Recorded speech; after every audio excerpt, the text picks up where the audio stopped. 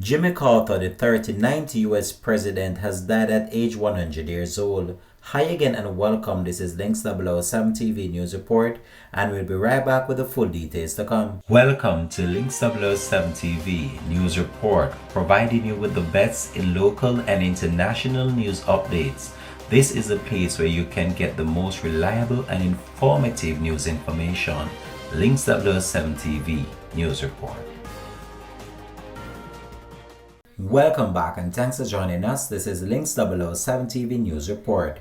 The peanut farmer who won the US presidency in the wake of the Watergate scandal and Vietnam War endured humble defeat after one triumphant term and defined life after the White House as a global humanitarian has died at age 100 years old. The longest lived American president died on Sunday, more than a year after entering hospice care at his home in the small town of Plains, Georgia, where he lived with his wife, Rosalynn, who died at age 96 in November 2023. Our founder, former U.S. President Jimmy Carter, passed away this afternoon in Plains, Georgia, the center said in a post on their social media account.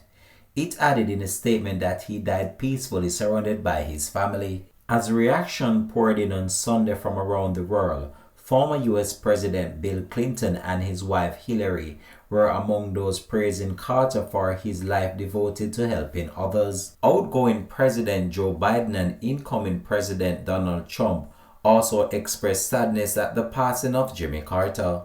Links 007 TV will continue to track this story and have more details to come on this in a later newscast. Thanks for watching.